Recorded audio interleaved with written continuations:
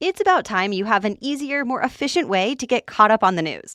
The Newsworthy breaks down the day's top stories in less than 15 minutes and gives you some lighter conversation starters along the way. Search The Newsworthy wherever you're listening now and follow or subscribe to The Newsworthy today. And welcome to Con Carne. I'm James Van Ostel. Con Carne, this podcast right here that I'm recording in my car is presented by Alex Ross Art. What? Right. That's what I'm saying. Seriously?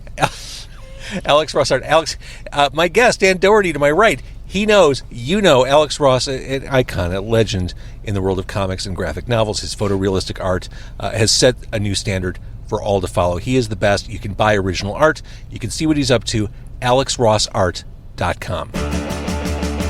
It's Con Carne. Let's eat in the car. It's Con Carne. And now here's the star of our show, James Van Ostel.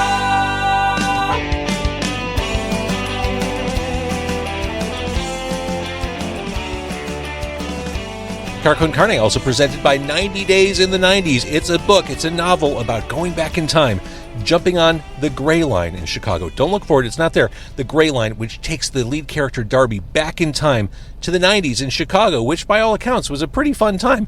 Pretty cool time for music and pop culture. Go back in time with Darby. The book is 90 Days in the 90s, written by my friend Andy Fry. You can get it on Amazon. You can get it from 90daysinthe90s.com. Or I was just at Loud Pizza Records in Highland Park. Love that new shop over there right on Central. They have it. You can buy a record, walk out with the book too. 90daysinthe90s.com. All right, it is Con Carne. We're outside Red Hot Ranch in the Wicker Park. This is Wicker Park. This is Wicker Park? Yeah. Or Wicker Park adjacent. It's Wicker Park. To my right is returning hero, Dan Dougherty. He's an artist. He's a musician. We're going to focus on the artist part tonight. In the back, it's DJ Corchin, a new arrival to Con Carne. Yeah, a new superhero. A new superhero. Yeah. Just added to the roster. Together, both these gentlemen are crowdfunding this book right here. It is Shut Up and Feel, an adult picture book on emotions. So, the Kickstarter is going on now. When does it wrap up? Let's get that. I don't want to bury the lead. So August 21st is when it's done. It's going on now. So this is crunch time here. It is. Yeah, we're in the middle of it. We'll talk a little bit about this book. The tricky thing with this sort of presentation, this podcast, is people can't see the book. And if people are listening and they're not even watching on YouTube or Facebook, we have to really explain to them why they should kickstart this book. So for that, I'm going to have you elevator pitch this book. This book is crowdfunding on Kickstarter. What is Shut Up and Feel? And as you answer that, I'm going to eat my hot dog. You want to take it first? I'll take the first shot at it. Yeah, so we've been practicing different elevator pitches. So we'll try the first so one. Many. Yeah, it'll be a long elevator ride when we go through them. So, the biggest thing is, life is just tough right now, and the reality is that I don't have time to read all these amazing self-help books or, watch hours and hours of video. And so my favorite thing is picture books, and that's kind of what we do on the side, which was original, which was really fun for us. So the first thing that we thought of was, how do we put this book into, or this idea into a picture book concept? And I think the great artist Gene Ha actually pitched it the best, and he said, imagine a book that was written by Ted Lasso but in the voice of Roy Kent, which I just thought was an absolute perfect way of pitching it. But when it comes down to it, it's an ode to the messiness of life, and that it's okay to just do what you need to do to get yourself straight and centered. So like I said, that was probably about a four level elevator pitch, I think. Yeah, like Buddy the Elf came in and hit all the buttons, and then got out of the elevator. Yeah. And then we had to pitch the book. So yeah. Dan, what would your elevator pitch be? You should buy this book. Well, I mean, it's a quick read. It's a very quick read. It's a nice pick-me-up for anyone who kind of just needs that little check in their day of reminding themselves that it's okay to have emotions. It's okay to express those emotions, and it's okay to use swear words sometimes in the process of doing so, or maybe sing your favorite song into a hairbrush, or Or eat your feelings. eat your feelings, Eat your like feelings. like we're Cheers. doing right now. Cheers to that. All of those things are not only okay; they're kind of a way to express how human we all are. And so, as someone who's married to a therapist, not my therapist, but a therapist, that'd be crazy if it was. She's my therapist, actually. Yeah, it's really Yeah. that's No. That would be a disaster. Super messed friend. up. That would be a disaster. Yeah, I've heard so much stuff she shouldn't have divulged legally. It's a legal problem. No, but as someone who's married to a therapist, and the book is, by the way, approved by my wife. Oh, I therapist approved. Therapist approved. Shut up and feel. Shut up and feel. A book with tons of swears as advertised. Yeah.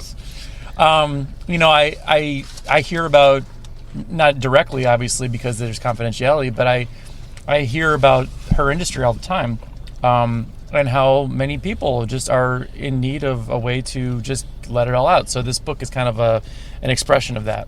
You know what drives me crazy? I'm sure this drives you crazy too. And this is what, to me, this book is an antidote to.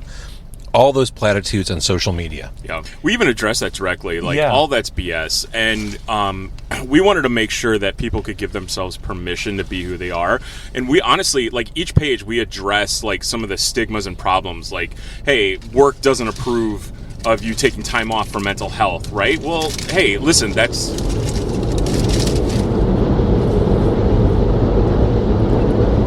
We are directly under the L. There goes the blue line right there. That's the ambiance of Chicago right there, everyone. I'm covered in onion and relish, by the way. More ambience of Chicago. More Yeah. ambience of Chicago. Yeah. Our next book is Shut Up and Eat. So- And it looks like we're filming a splatter film in here. we address on each page, like, we address certain things, and one of them is actually all the social media BS, and we even kind of poke fun about behind the scenes, like, hey, these influencers who are saying, like, hey, just go ahead and try this. I think, what do we say, a spinach colonic? Yeah. And that'll make you feel better or get rid of your anxiety. But the reality is they're on medication too, and Yeah. so.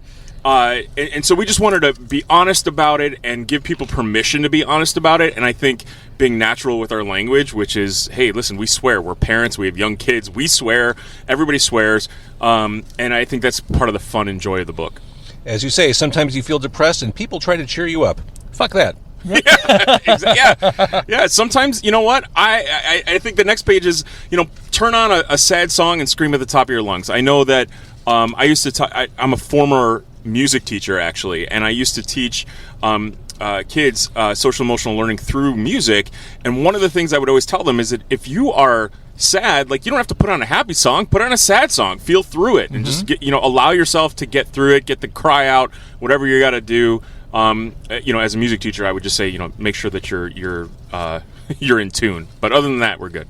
Again, it's Shut Up and Feel, kickstarting now. Just to take a quick tangent, is it me or are these buns stale? They were, It's the end of the night. I think they're... yeah, They don't seem very fresh to me. I think you're right. Should they be hard? They might have been toasted. I don't think it was an intentional choice, that's for sure. Yeah. I don't think that they did that on purpose. I'm not feeling confident. I mean, I'm done with it, but I'm not. It's already too late, yeah. Yeah. The damage is done. I'm wearing it home. Yeah, I'm very salty down here now. Like, I've got a lot of... Show me. Yeah, check this out. Huh? Metaphorically. Slowly. I love the approach. Why do kids get all the fun, helpful books? Yeah. It's true. Yeah, It's true. We need to laugh. We need to laugh at ourselves. That's what this book does. Can you, again, I know some people are listening to the audio version, but I realize some people like to watch too. Can you hold up one of your Sure. favorite pages? Sure. Oh, yeah. Actually, I mean, the cover itself is one of my favorite things, to be honest with you. And on the Kickstarter, you can actually have yourself drawn into the cover. So if you want your What? own version of it, What? it's pretty awesome. So Dan has volunteered his services to draw, like, one of the tiers is you can actually draw yourself screaming into a canyon. That's amazing. Yeah. You know what's funny about this copy? Is that I let my daughter read it, so I blue taped out all Oh my God. That's a lot of blue tape. It's a lot of blue tape. So there's the giving the finger to a squirrel. Yeah, he was asking for it. Yeah.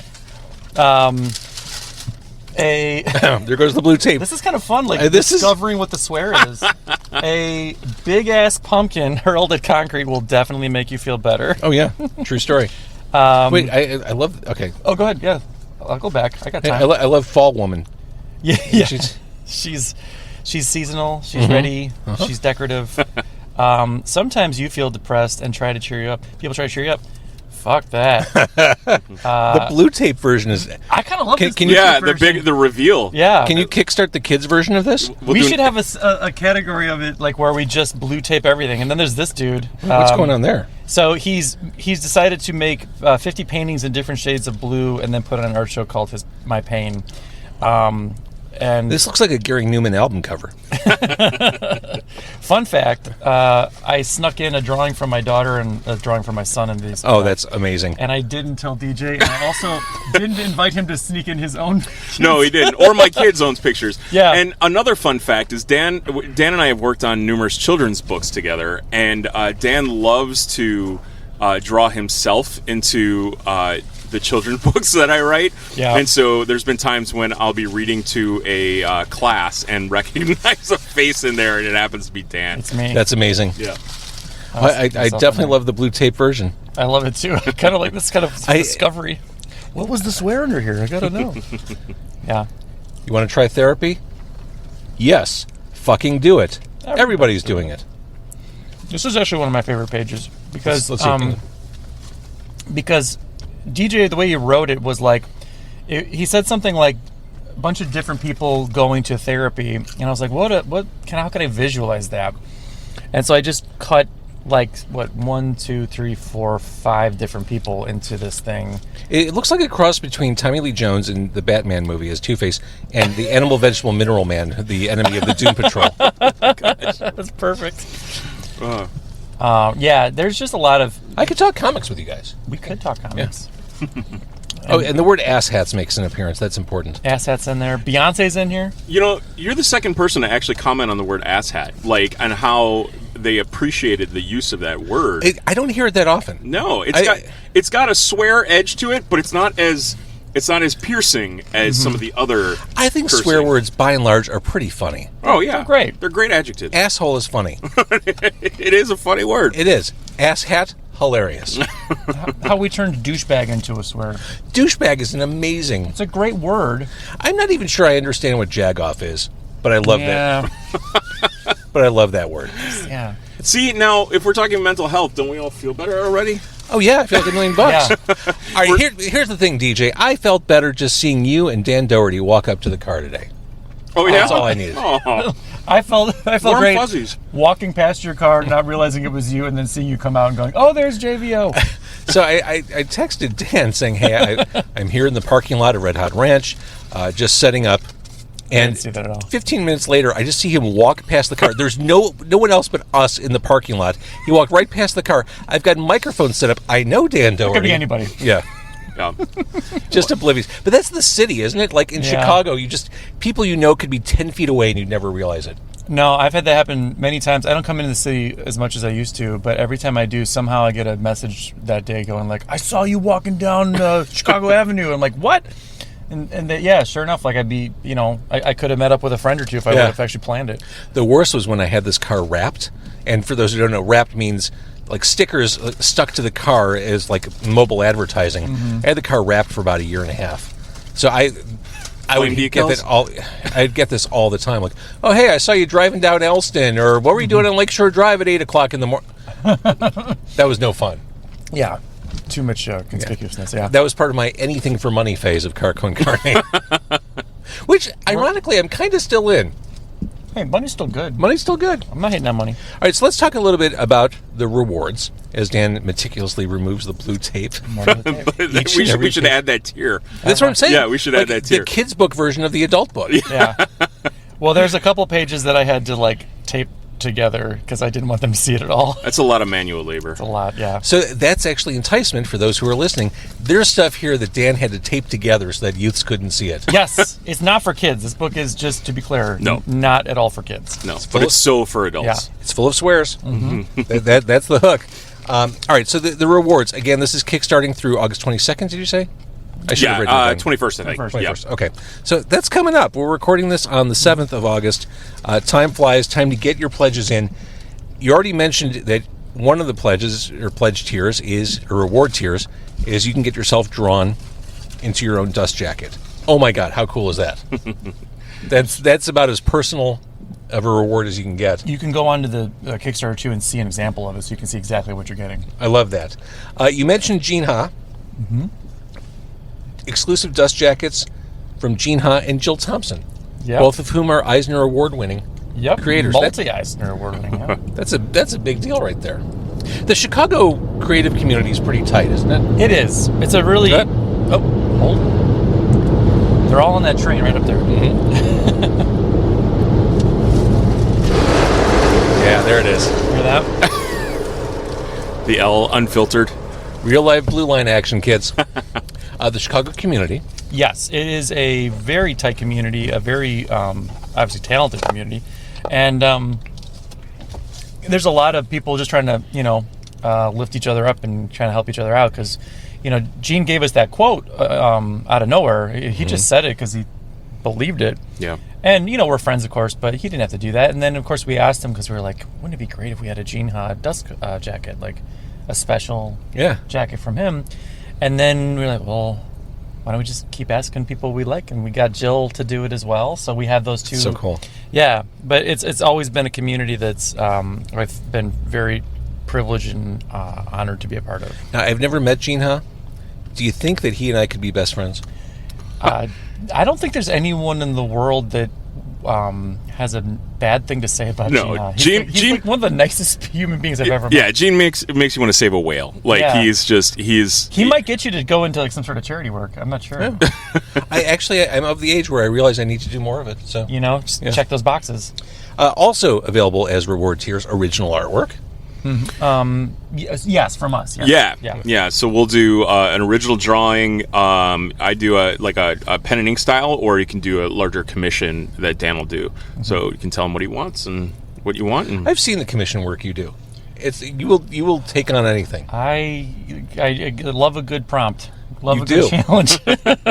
Full bundles of all your collaborative works. You mentioned that you've done kids' books together before, and I guess to kind of jump away from the Kickstarter for a moment, how long have you known each other? How did you find each other in the creative universe? One of my favorite stories. Yeah, we love telling this story, and there's a version I think we tell the kids, and then there's a version that we just kind of throw it out there. The reality is that I started as a writer and wrote a book of band poems because I was a music teacher, and I wanted it illustrated. Did a lot of research, and ultimately we met on Craigslist. So Dan and I have met on Craigslist. Was this when Dan was an escort? Yeah. So I was an amateur murderer, working my way up into the pro league. Yeah, and he was preying on writers of children's books. Yeah. Poetry writers especially. I'm like, they need to get murdered the most.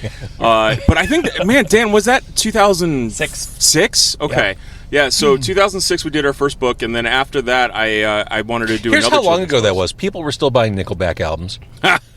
Yeah. Is there still Tower Records, I think? Yeah, Tower is probably still on Clark Street yeah. and in Michigan.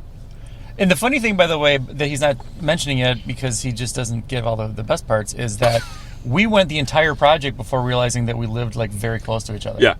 So I drew like 100 drawings for him and a lot of revisions too because we were just kind of getting the feel for each other and writers, geez. So I'm sitting there going like, there's a lot of times where I had to scan all this stuff in, right? Like I was doing it on paper still. There was no digital way to do this at the time. At least not for me. And I'm rescanning, I'm scanning again just so he could see all of the edits and whatnot.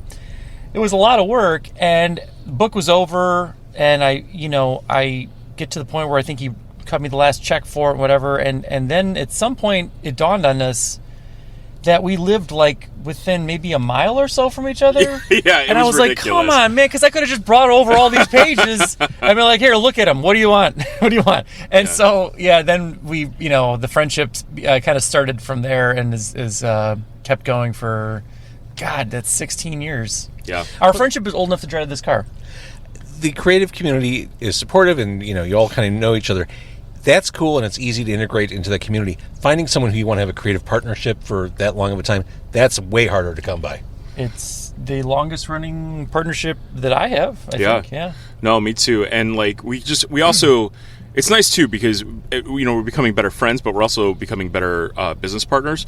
And we keep things professional even though we're really good friends. Like one of the things we talk about when we talk to like college students or whatnot, as we talk about, we have contracts between each other because we're friends. Yeah. And how important that is, so that when and we've had discussions where there might have been some disagreement or misunderstanding, we just go back to the contract, and it is what it is. And so we've talked about that a lot, and we've gotten better as a partnership. And so it's to the point where sometimes we're always like, hey, we do separate things from each other. I remember one time I put out a book without Dan as the illustrator, and people thought we had like a falling out, or they're like, "What happened with Dan?" Because they just expect it to come from us. And the funny thing is Dan as an illustrator does gigs all the time with like other writers or other things, and me as a writer, I do one book and everybody thought it was like the thing. So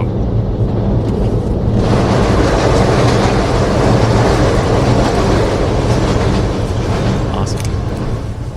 Yeah. All right, so again, the book Shut Up and Feel, an adult picture book on emotions. What I found to be interesting is that the book's already been sent to press. Yes. That seems like out of order in the whole crowdfunding process. That's just how we roll now. No, it is very rare for that to happen.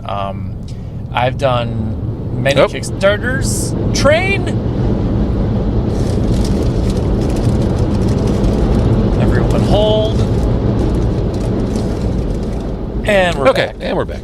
I've done many Kickstarters, almost all of them book related, and it's always a situation where you have to get the funds to then go to press. And so I guess one thing that people think about is like, well, then why are you doing a Kickstarter? And the answer to that... There's my next question. It's, Kickstarter's more than just a fundraising platform. It's a pre-order platform. It's a place where you can go and find stuff that you wouldn't find anywhere else, and you can find creators that you would never see anywhere else. And some people just treat it like that and don't necessarily have to live and die by the funds of it. We were, confident that this was going to be something people wanted. And I think putting our money where our mouth is was a way to show the fans of the book, or us, that we wanted to give them something special when we could, which is the book like as soon as possible after the Kickstarter's over. Well, and there's also a difference between paying for it ahead of time and loaning the funds to get back. So it's definitely still a crowdfunding endeavor. But I also think that the difference of like the reason I love Kickstarters and the tiers and the rewards is that you can bring other people with it, right? With Gene Ha and Jill Thompson, we just said be creative. Like we didn't give them any direction. We just said, hey, we want a dust cover. We want people to be able to, and we designed it so that you could actually just frame it if that's all you want to do. And I think that's the fun of it. So you're not just buying a book, you're helping a small business. That's exactly move things along. So yeah, I agree. All right, to find it on Kickstarter, do they just search "Shut Up and Feel"? Yeah, actually, if you just put in the word "shut up," it usually pops up right at the top there. That's about as easy as it gets. Right. Yeah, you just type in "shut up." It makes you feel good just typing that in for some reason, and then it'll pop up there. Put it in uppercase too, just if you feel that. You know? Just if you're feeling saucy about it or strong, just uppercase all the way. The artwork's beautiful. The message is awesome. It's funny, and again, as advertised, full of swears. Full of swears. Lots of swears. I'm still peeling off blue tape from this book. Every page. I'm enjoying watching you do that because every time you succeed, I see like fucking or another fucking on this one. So much fucking in this book. A lot of fucking. Let's see what this is. Oh my gosh! You got to show him the three-way page. Okay, yeah. So yeah, you do. DJ, why don't you set up what you described first? Well, so Dan has a way of drawing what I call food porn in a very literal way. So Dan has a comic series called Floppy Cop, and somehow he's worked into these characters that are pretzels having sex with each other, and it's hilarious. It's a pretzel soap opera. Yeah, and I have no idea how he got there or what it is. Yeah. And so I was like, how do I utilize this amazing talent Oh yeah, you got to tap into that Dan has? And so we talked about how good eating your feelings can feel. When I think I forgot even the characters, but it's like chocolate chip cookie dough having sex with frosting in a three-way with. What are the exact words? Hold on, I'm trying to find the page now. Here we go. There we go. Blue taped out. It's- Blue taped the it's whole thing.